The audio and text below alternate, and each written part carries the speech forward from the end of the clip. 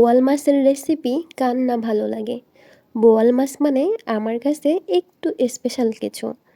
আসসালামু আলাইকুম everyone, welcome back to my channel.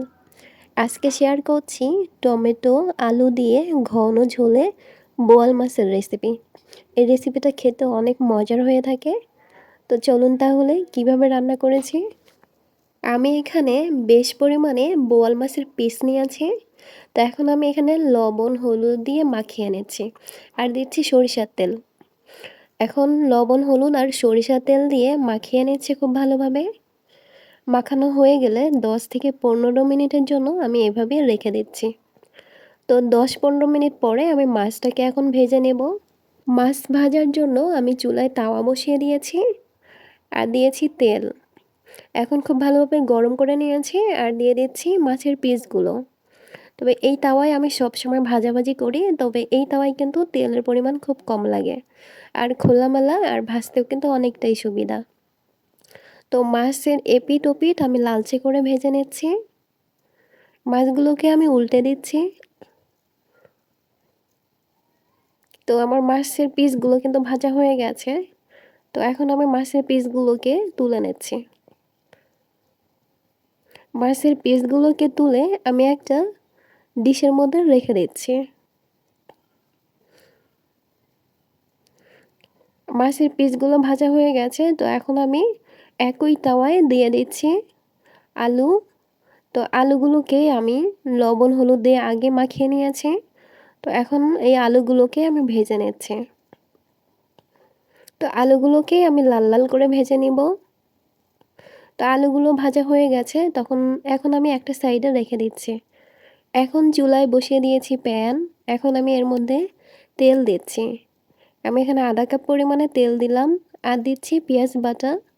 এখানে আমি আধা কাপ পরিমাণে পেঁয়াজ বাটা দিয়েছি, যাতে তেলটা না ছিটকায় এর জন্য আমি একটু পানি দিয়ে নিয়েছি। আর দিচ্ছি আদা রসুন বাটা। আমি 1 টেবিল চামচ পরিমাণে আদা রসুন বাটা দিয়ে আমি 1 থেকে 2 মিনিট এইভাবে কষিয়ে নিচ্ছি। এখন দিচ্ছি হাফ চা চামচ পরিমাণে হলুদ গুঁড়ো আর দিচ্ছি লাল মরিচ গুঁড়ো 2 চা চামচ পরিমাণে, লবণ দিয়েছি পরিমাণ মতো। এখন এই মশলাগুলোকে একটু কষিয়ে নিচ্ছি। 2 থেকে 3 মিনিট এই মশলাগুলোকে কষিয়ে নিব। তো মশলাগুলো কষানো হয়ে গেছে। তো এখন আমি ভেজে নেওয়া আলুগুলো দিয়ে দিচ্ছি।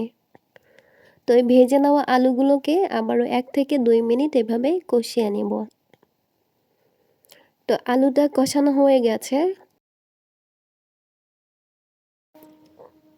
কষানো হয়ে গেলে দিয়ে দিচ্ছি 1 কাপ পরিমাণে পানি।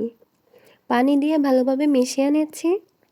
তো এখন আমি ঢাকনা দিয়ে ঢেকে দিয়েছি। তো বলক এসে গেছে। তো এখন আমি ঢাকনাটাকে তুলে নিলাম। এখন এর মধ্যে দিয়ে দিচ্ছি টমেটো। এখানে 4টা টমেটো ফালি করে নেওয়া আছে। তো টমেটোটা দিয়ে আবারও 2-1 মিনিট এভাবে কষিয়ে নেব। তো এখন আবারও পানি দিয়ে দিচ্ছি। পানি দিয়ে ঢাকনা দিয়ে ঢেকে দিচ্ছি। তো বলক আসলে এখন আমি এর মধ্যে দিয়ে দিব মাছ। তো আমি যে মাছটা ভেজে নিয়েছিলাম সেই মাছটাকে এখন আমি এর মধ্যে দিয়ে দিচ্ছি। তো এখন এই মাছগুলোকে উল্টে দিচ্ছি, মানে ঝোলের মধ্যে ভালোভাবে মিশিয়ে নিচ্ছি যাতে ঝোলটা মাছের মধ্যে ভালোভাবে প্রবেশ করে।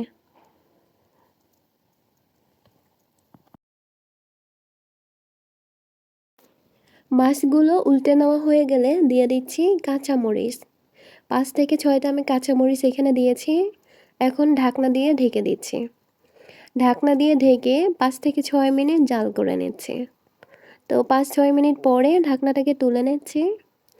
এখন আবারও মাছগুলোকে উল্টে নিচ্ছি।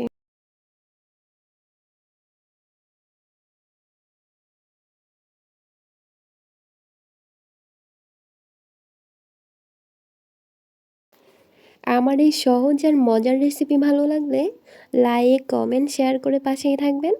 আর যারা আছেন তাদেরকে অসংখ্য অসংখ্য ধন্যবাদ। এখন এর মধ্যে দিয়ে দিচ্ছি ভাজা জিরার গুঁড়া আর দিচ্ছি ধনিয়ার পাতা কুচি। তো এখন এইভাবে মিশিয়ে নিচ্ছি। তো মাছটাকে আবারও একটু আলতো হাতে আমি উল্টে পাল্টে নেব। মাছটাকে উল্টে নিচ্ছি। তো এটা কিন্তু হয়ে গেছে, এখন আর বেশি জাল করার প্রয়োজন নেই। তো এখন আমি চুলাটা বন্ধ করে দিয়েছি। তো এই তো হয়ে গেল বোয়াল মাছ রেসিপি। আর এটা গরম গরম ভাতের সাথে খেতে কিন্তু বেশ ভালো লাগে। তো এরকম বোয়াল মাছ খেতে কে কে পছন্দ করেন কমেন্ট করে জানাতে ভুলবেন না। সবাই ভালো থাকবেন, সুস্থ থাকবেন।